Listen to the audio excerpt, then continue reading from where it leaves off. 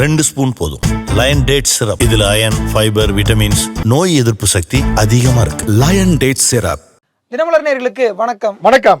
மனு கொடுக்க வந்து தப்பா? இத மாதிரி விஜயுடைய கூட்டத்துக்கு போய் பாதுகாப்பு கொடுத்துருக்கலாமே, ஆனா அந்த காவல்துறை எங்களை மட்டும் ஒடுக்க வருதே ஏன் அப்படிங்கிற கேள்வியை கேட்டிருக்கிறாங்க. வாழ்வாதாரத்தை இழந்த, வேலை பறிபோன தூய்மை பணியாளர்கள்.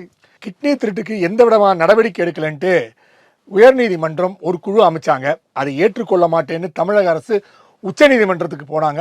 அவங்களும் ஒரு பரிந்துரை பண்ணியிருக்காங்க. அது என்னன்னு பார்ப்போங்க. காவல்துறையால் அடித்து கொல்லப்பட்ட அஜித்குமாருக்கு அடுத்து இப்ப இன்னொருத்தர் அந்த பட்டியலில் சேர்ந்திருக்கிறாரு. மதுரையை சேர்ந்த ஒரு இளைஞர் காவல்துறையால் அடித்து கொல்லப்பட்டதாக குற்றம் சாட்டப்பட்டு போராட்டமும் நடந்திருக்கு நடு வீதிகளில். அது என்ன தெரிஞ்சுக்கலாம். அதே கடை, அதே ட்ரெஸ், அதே ஆளு, ஆனா லொகேஷன் மட்டும்தான் மாறி இருக்கு. அது மட்டும் இல்ல, ஆளும் மாறிட்டாங்க அப்படின்னு சொல்றாங்க. அது யாருன்னு பார்ப்போமா. வயதில் மூத்தவராக இருக்கலாம், முன்னாடியே அரசியலுக்கு வந்திருக்கலாம், ஆனா அதெல்லாம் முக்கியம் இல்ல. துணை முதலமைச்சர் ஐயா, உங்கள்கிட்ட ஒரு ஆசீர்வாதம் வாங்கிக்கணும் அப்படின்னு காலில் விழுந்திருக்கிறார் திண்டுக்கல் வேடசந்தூர் தொகுதியைச் சேர்ந்த எம்எல்ஏ காந்திராஜன் அவர்கள். உங்களுடன் ஸ்டாலின் பள்ளிக்கூடங்கள் நடக்குது, இதெல்லாம் அநியாயம் இல்லையா, மாணவர்களுக்கு கல்வி கெடாதான்னு கேட்டதுக்கு ஒரு பதில் சொன்னாரு பாருங்க அமைச்சர். அதாங்க ரிப்போர்ட்டர்ஸ் அறந்து போயிட்டாங்க. இதை பத்தி இன்னைக்கு நம்ம பார்க்க போறோம். இது சைலைட்ஸ்.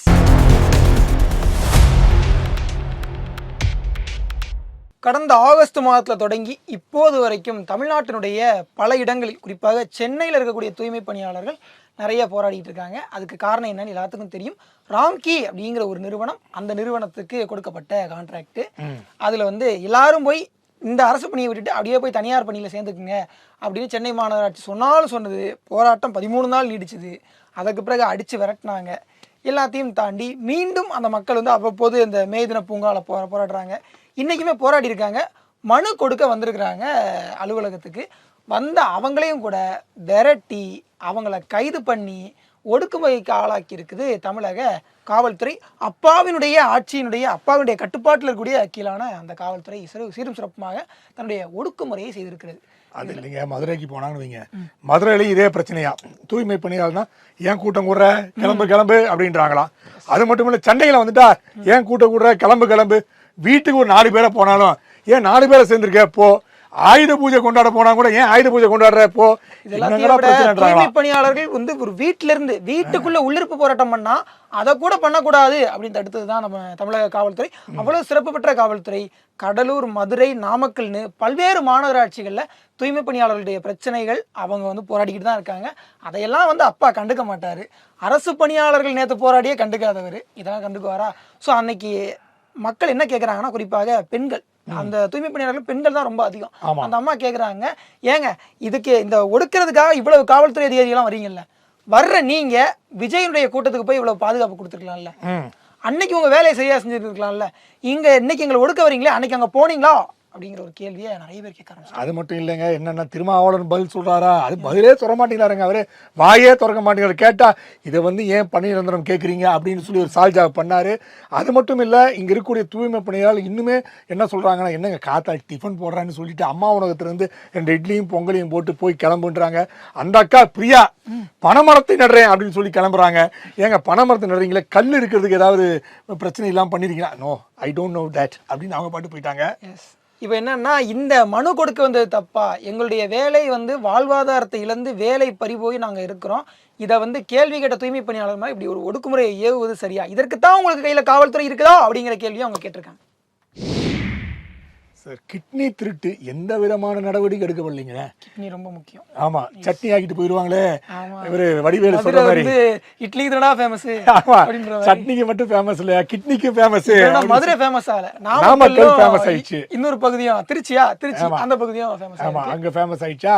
இப்போ அதை பத்தி விசாரிக்கிறதுக்கு உயர்நீதிமன்றம் ஒரு குழு அமைச்சாங்க. தமிழ்நாடு அரசு அமைக்கல. தமிழ்நாடு அரசு எதுவுமே இருக்கு. ஏன்னா அதுக்குள்ள இருக்கிறதே தமிழ்நாடு அரசு ஆட்கள் தானே உள்ள. அவங்க எப்படி அறிவிப்பாங்க? முறைகேடு நடந்துருச்சு, கிட்னி திருட்டுன்னு சொல்லாதீங்க. கிட்னி முறைகேடு. இப்போ சொன்னாங்கல்ல, மருத்துவ பணியாளர்கள், பயனாளர்கள். அப்போ ஒருத்தர் கேட்டாங்க, சுடுகாட்டுக்கு போனா என்னங்க பண்ண முடியும், சுடுகாட்டு பயனாளர்கள்னு சொல்ல முடியுமா அப்படின்னு சொல்ற. மதுப்பிரிகள்னு மாத்தினீங்க, முறைகேடுன்னு மாத்தினீங்க, வார்த்தைகள்ல விளையாடிட்டே இருக்கீங்களே. ஊழல்வாதிகள்ன்ற வார்த்தையை கூட பணத்தை தெரியாமல் எடுத்துக்கொள் அப்படின்னு விருப்பப்படுபவர் அப்படின்னு சொல்லுவாங்களோ. பண பண விரும்பிகள் அப்படின்னு கூட சொல்லலாம். அப்படின்னு சொல்லுவாங்களா அப்படின்னு சொல்லும்போது உயர் நீதிமன்றத்துல ஒரு 4 பேர் கொண்ட குழுவை அமைச்சு 4 IPS ஆபீசர்கள் இதை விசாரிக்கணும்னு சிறப்பு சொல்லியிருக்காங்க. புலனாய்வு குழுவாக விசாரிச்சு அறிக்கை கொடுங்க. செல்லாதையா செல்லாது, அதெல்லாம் நாங்க எப்படி ஒத்துப்போம், நாங்க எப்படி எங்காலும் திருவிட்டு இருக்கா நாங்க விட்டுருவோம் அவ்வளவு சீக்கிரம் அப்படின்னு சொல்லி அதெல்லாம் செல்லாது அப்படின்னு சொல்லி உயர்நீதிமன்றத்துக்கு போயிருக்காங்க. ரோல்ஸ் ராய்ஸ் கார் வச்சிருக்கிற உச்சநீதிமன்றம் போகாம என்ன பண்ணுவாங்க? ஐநா சபைக்கு போகாத வரை சரின்னு சொல்லி நம்ம ஐநா சபை கூட போவாங்க, அவ்வளவு பணம் வச்சிருக்காங்க. ஆனா உயர்நீதிமன்றத்தை எதிர்த்து உச்சநீதிமன்றத்துக்கு தமிழ்நாடு அரசு போய் இந்த சிறப்பு புலனாய்வுலாம் வேண்டாம் அப்படின்னு சொன்னாரா, அவங்களும் ஐயா வேணாம்ப்பா அப்படின்னு அவங்களும் சொல்லிட்டாங்க போட்டு. இப்ப என்ன ஆக போகுது அப்படின்னு பார்த்தா இந்த போலீஸ் ஆபீசர்ஸ் எல்லாம் இவங்க ஏதாவது பிரச்சனை பண்ணுவாங்களா, அது வேற பயமா இருக்குல்ல. இங்க வந்த விசாரணைக்கு வந்தவங்களே மிரட்டக்கூடிய சூழ்நிலை இருக்கு அப்படின்னு பார்த்தா இன்னொரு கிட்னி திடுறவரே ஆளை வந்து அங்க உள்ளதாங்க சுத்திட்டு இருக்காரு திமுககாரரு. ஆனா உச்சநீதிமன்றம் தெளிவா சொல்லிருச்சு, அப்படியா அதை தள்ளுபடி பண்ண வேண்டிய அவசியம் இருக்கிற மாதிரி தெரியல, அதனால உயர்நீதிமன்றம் அமைச்ச அந்த சிறப்பு புலனாய்வு குழு தங்களுடைய வேலையை தொடரலாம் அப்படின்னு சொல்லியிருக்காங்க. இப்ப நீதிமன்றத்தோட குரல் தான் கொஞ்சம் அதிகமா ஒலிக்குது. திருப்பரங்குன்றத்துல கூட பாத்தீங்கன்னா அதே விஷயம் தான் பாத்தீங்கன்னா வழக்கு சிக்கந்தர் மலையா திருப்பரங்குன்றமா அப்படின்னு. திருப்பரங்குன்றம் மலைதான் எல்லாத்துக்கும் தெரியும், அதுல ஒரு தர்கா இருக்கு, அது இருந்துட்டு போட்டோம் அப்படின்னா அவரே வந்து இந்த சிக்கந்தர்ன்றவர் உயிருக்கு போராடி அங்க வந்து மரணம் அடைந்த காரணத்தால அங்க வந்து தர்கா அதெல்லாம் சொன்னாங்க. கந்தர் மலையா சிக்கந்தர் மலையா அப்படின்னு கேள்வி கேட்டு அதெல்லாம் பிரச்சனை கிடையாது, ஆடு மாடு கோழி அது ஆடு கோழி ஆமா இதெல்லாம் வந்து இப்போ வெட்டலாமா வெட்ட வேண்டாமான்னா இப்ப மதுரை உயர்நீதிமன்றம் சொல்லிச்சா அதெல்லாம் வெட்டக்கூடாது அப்படின்னு அதுலதான் சிக்கந்தர் மலையெல்லாம் கூப்பிடக்கூடாது, திருப்பரங்குன்றம் தான் கூப்பிடணும் அப்படின்னு இன்னைக்கு வந்து உயர்நீதிமன்ற கிளை வந்து சொல்லியிருக்குது. ஸோ இதுக்கு அடுத்து என்ன நடக்கும், இதை வந்து மேற்கொண்டு உச்சநீதிமன்றம்லாம் போவாங்களா இல்லை இந்த வழக்கு வந்து என்ன விசாரணை நடக்கும் அப்படிங்கிறத. மதுரையில் ஏற்கனவே நடந்தது திருமங்கலத்திலையா, அந்த இடத்துல வந்துட்டு அஜித்குமார் அப்படிங்கிற ஒரு கோவில் காவலாளி கொல்லப்பட்டது ரொம்ப பெரிய பிரச்சனையா இருந்துச்சு. ஆமா, அதுக்கு பிறகு இப்போ தினேஷ்குமார் ஒருத்தர் இப்போ கொல்லப்பட்டிருக்கிறார், அடிச்சு கொல்லப்பட்டிருக்காரு அப்படிங்கிற ஒரு குற்றச்சாட்டு ஒரு போராட்டமாகவே வெடிச்சிருக்கு. லாக்அப் மரணங்கள் இது ஒண்ணு வருதா? ஆமா, அப்படி ஒரு சொல்றாங்க. அதுல என்னன்னா போலீஸ்காரங்களுக்கு பயந்து அவர் தண்ணியில குதிச்சுட்டாரு அப்படின்னு சொல்றாங்க. ஆனா இல்ல, போலீஸ்காரங்களாம் அடிச்சு கொண்டுட்டாங்க, அப்புறமா அவங்க தண்ணியில போட்டாங்கன்ற மாதிரி இன்னொரு விஷயமும் சொல்லப்படுது. ஸோ இது எது உண்மை அப்படிங்கிறது தெரியல. இந்த தினேஷ்குமார் யாருன்னா அவர் வந்து இந்த மதுரை பகுதியில் இருக்கக்கூடிய ஒரு நபர். அவர் வந்து ஏதோ ஐடிஐ படிச்சுட்டு வேலை இல்லாமல் இருந்திருக்காரு. சில வழக்குகள்லாம் அவர் மேலே இருந்திருக்கு. அவர் வந்து எந்த விதமான வழக்கிலும் இல்லாத ஒரு நபர்லாம் கிடையாது, வழக்கில் இருந்திருக்குன்னு தான் சொல்றாங்க. ஆனால் அப்படிப்பட்ட நபரை அடிச்சு கொள்றதும் கூட அநியாயம் தான். அவர் மேல என்ன வழக்கு இருக்கோ அதுக்கு வந்து தண்டனை கொடுக்கலாம், ஆனா அவரை கொள்றதுங்கிறது நியாயமற்றது. ஸோ லாக்அப்ல அவர் மரணித்தாரா அல்லது இந்த மாதிரி ஒரு விபத்தாக அவர் வந்து போலீஸ் வந்து தப்பிக்கிறதுக்காக வந்து தண்ணிக்குள்ள குதிச்சு இறந்துட்டாரா அப்படிங்கிற ஒரு கேள்வி வந்திருக்கு. மதுரையில் இன்னைக்கு ஒரு பெரிய போராட்டமே வெடிச்சிருக்கு. ஸோ இதற்கும் வந்து தமிழ்நாடு அரசு குறிப்பாக ஐயா ஸ்டாலின் அவர்கள் தன்னுடைய திருவாய் மலர்ந்தால் நன்றாக இருக்கும். இரும்பு கரம் கொண்டு ஒடுக்குவாரான்னு பார்த்தா இது வந்து ஏற்கனவே பார்த்தீங்கன்னா கருணாநிதி முதல் முறையா முதல்வர் ஆகும் போது உதயகுமார் ஒருத்தர் அண்ணாமலை பல்கலைக்கழகத்துல கருணாநிதிக்கு வந்து டாக்டர் பட்டம் வழங்க வேண்டும் என்று முடிவு செய்யப்பட்ட போது உதயகுமார் என்ற மாணவர், அவர் காங்கிரஸ் அமைப்பில் சேர்ந்தவர்னு சொல்றாங்க அன்னைக்கு. அப்போ வந்து அது பட்டம் வழங்கக்கூடாதுன்னு சொல்லி கழுத்துல வந்து டாக்டர் அப்படின்னு சொல்லி உலா விட்டாராம். ஆனா அடுத்த நாள் பாத்தீங்கன்னா அவர் வந்து ஒரு குளத்துல வந்து பிணமாய் மிதந்து கொண்டிருந்தார். கடைசியில் அவங்க அப்பா குடும்பத்தினரே இது என் மகன் இல்லைன்னு சொல்லிட்டாங்க. சோ அந்த வம்சாவளி வந்தவங்க தானே, அதனால வந்து அதெல்லாம் குளத்துல மிதப்பதெல்லாம் சாதாரண சொல்லும். இதெல்லாம் வரலாறு சொல்லும் புகழ்மிக்க கதைகள். இப்ப தினேஷ்குமார் விஷயத்துக்கு வந்தோம்னா, தினேஷ்குமாரை அவருடைய வீட்டுக்கு வந்து ஃப்ளவர் ஷீலா அப்படிங்கிற காவல்துறை அதிகாரியும் மற்றொரு காவல்துறை அதிகாரி இவங்க 2-3 பேர் தான் வந்து கூட்டு போயிருக்காங்க.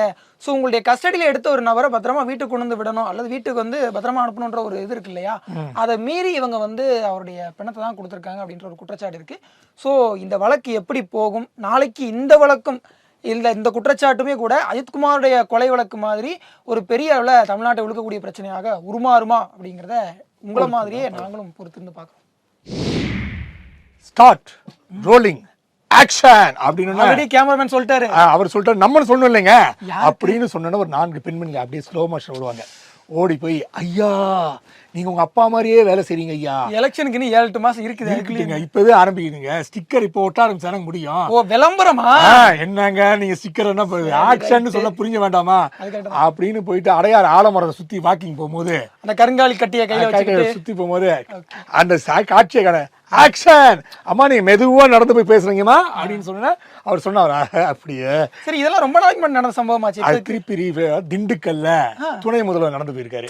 உதயநிதி அவர்கள் திண்டுக்கல் போனா போயிருக்காப்ல 2 நாளா. ஆமா. அங்க போயிருக்காரு. அங்கேயும் அதே மாதிரி மாணவிகளும் பெண்களும் வந்து துணை முதல்வர் அப்படி மொய்த்தார்கள், அப்படி பாராட்டினார்கள். பலாப்பழத்துல ஈ வைக்கிற மாதிரி மொச்சிட்டாங்க அப்படின்னு பார்த்தா கேமரா இப்படி திருப்பணும்னு வைங்க. குளத்தூர் நடந்துச்சுல ஆக்ஷன் அப்படின்னு எல்லாம் டான்ஸ் ஆனாங்கல்ல. ஆமா. அந்த குரூப் மாதிரி இங்க ஒரு குரூப்பும் வந்து ஐயா நீங்க தான் ஐயா அப்படின்னு அதே டிராமா கம்பெனி, அதே டிராமா கம்பெனி, அதே காஸ்டியூம், அதே ஆளு, லொகேஷன் வேற. ஓகே. அந்த பார்த்திபன் ஒரு படத்துல சொல்லுவாரு, அதே டெய்லர் அதே வாடகை, அதே வாடகை, அதே மாதிரி ஆகி போய் அதே மாதிரி அதே செட் அதே க்ரூ அதே டிராமா கம்பெனி. அது திண்டுக்கல்ல ப்ளே பண்ணிருக்காங்க கேம அப்படின்னு அவர் வந்து 1000 ரூபாய் கிடைச்சது அப்படின்னு. ஆமா ஆமா. அடையாறு குளத்தூர்ல இருந்து திண்டுக்கல் வரைக்கும் போயிட்டாங்க. அதாவது தமிழகம் முழுவதும் இருக்கிறாங்க. வேற எங்கேயும் கிளை கிடையாதுன்ற மாதிரி எல்லாருக்கும் கிளை இருக்கிற மாதிரி அவரு ஆக்ஷனை போட்டோன்னு இவருக்கு நம்ம துணை முதல்வர் ஆக்ஷன் அப்படின்னு அவர் வடிவ நிப்பார்ல. அவரே யாரு? சந்தானத்தோட கோ ஆர்டிஸ்ட் தானே அவரு. சந்தானம் ஹீரோ, அவருக்கு கோ ஆர்டிஸ்ட். சந்தானம் தான் ஹீரோ. இவரை மட்டும் போட்டு வச்சு படம் ஓடி இருக்குமா? சந்தானத்தை பார்க்கறது இவரை வந்தாங்க. அதனால சந்தானத்தோட கோ ஆர்டிஸ்ட்ல இவரு. சார் இவருக்கு வந்து உங்க மேல ஏதோ வன்மை இருக்கு, அதை தீர்த்துக்கிறாப்ல, வேற ஒண்ணும் இல்ல. அதாவது சேப்பாக்கத்தின் சேக்குவாரா அவர் வந்து இப்ப பார்த்தா இப்பெல்லாம் சொன்னோன்னே அவரும் குளிச்சு இடந்து எல்லாம் விசாரிச்சாராம். பேப்பர்ல நீ பார்த்த ஒரு நியூஸ், பெண்களும் மகளிரும் வந்து அப்படியே அவருக்கு வந்து மொய்த்தார்கள் வேற செய்தி வந்திருக்கு. இப்போ சரி, அதான் சேப்பாக்கத்தை விட்டு திண்டுக்கலுக்கு வந்துடலாமான்னு யோசிச்சுட்டு இருக்கேன். ஐப்பரி சாமி சீட்டை வேணா நான் வாங்கிக்கிறேன் அப்படின்னு கூட சொல்ல முடியாது. அப்படிலாம் வாய்ப்பு இருக்கு. ஸோ பொறுத்திருந்து பார்ப்போம். உதயநிதி அவர்கள் தொகுதி மாறப்போறா அப்படிங்கிற சந்தேகம் கூட எனக்கு வந்துருச்சு. அடுத்தும் நம்ம தூமுவை பற்றிய செய்தி தான். துணை முதலமைச்சர் உதயநிதி அவர்கள் திண்டுக்கல் போனாருன்னு நம்ம சொன்னோம் இல்லையா? ஸோ திண்டுக்கல்ல போய் பல விழாக்களில் கலந்து கொண்டு, குறிப்பாக திமுககாரருடைய திருமண விழாவெல்லாம் கலந்து கொண்டு பல விதமாக பேசி உரையாற்றி அப்படியே பேசி அதை என்ன சொல்றது ஒரு எழுச்சிமிகு நாயகனாக உருவாயிட்டார். காங்கிரஸ்காரர்கள் பணக்காரர் கல்யாணத்துக்கு தான் போவாங்க, நம்மளை விட்டுலாம் போக மாட்டாங்க, கவலைப்படாதீங்க அப்படின்னு சொல்லி அவரை பாரு.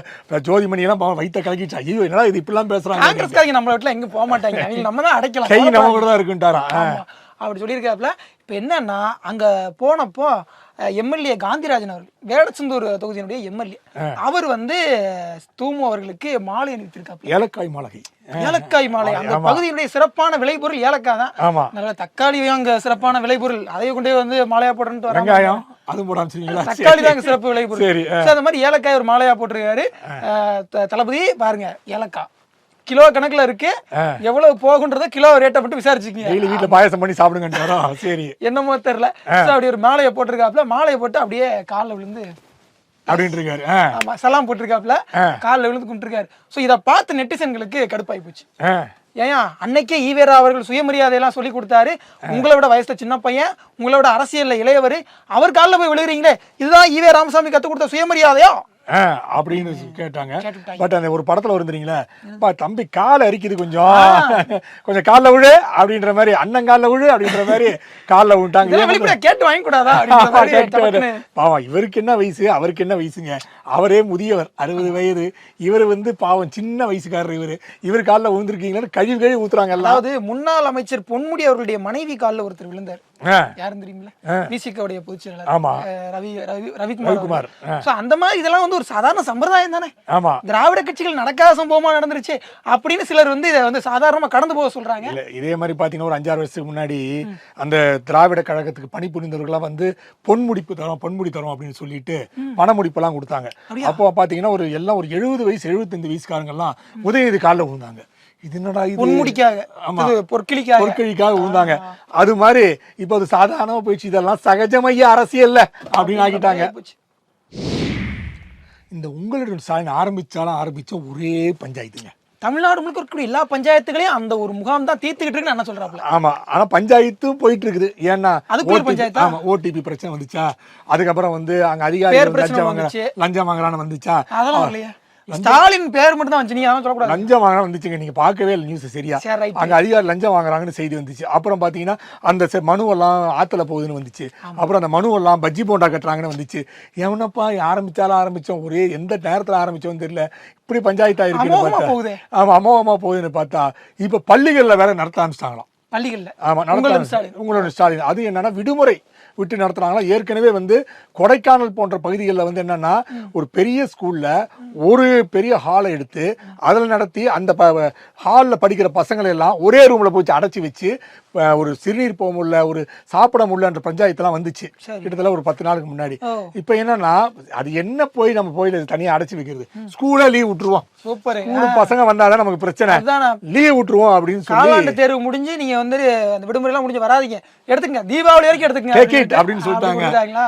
அப்போ போயிட்டு இவர்கிட்ட போயிட்டு என்னங்க யார் மூத்த அமைச்சர் இருக்கார் இல்லையா, ஆமா அவை முன்னவர் துரைமுருகன் ஐயா, ஆமா அவர்கிட்ட போயிட்டு இது மாதிரி ஐயா அப்படின்னா, அப்படியா எங்க உங்க ராணிபேட்ல, அப்படியா இன்னைக்கு தானே ஆரம்பிச்சாங்க, அதுக்குள்ள என்ன அவசரம் அப்படின்னு சொல்லியிருக்காரு. அதுக்கப்புறம் தலைவர் அந்த கச்சத்தீவு பத்தி, அது என்ன கச்சத்தீவு பத்தி, கரூரை மாத்துறதுக்காக தான் கச்சத்தீவை நீங்க கையில எடுக்கிறீங்களே அப்படின்னா யாரு பேசுனா, பொன்றா யார் அது, அதெல்லாம் விடுங்க. ஆமா அப்படி வர கேக்குறாருங்க, யார் அது, முன்னாள் ஒன்றிய அமைச்சருங்க அப்படின்னு சொல்றாங்க, மத்திய அமைச்சருங்க. அப்படியா ஹெட்லைன்ஸ் மேல பேசுறீங்க, கிளம்புட்டாரு. அப்படி அதாவது பொன் ராதாகிருஷ்ணன் அவர்களுக்கு கச்சத்தீனா என்னன்னு சொல்லுங்க, அப்புறம் நான் பேசுறேன் அப்படின்னு சொல்லிட்டு போயிட்டாரு.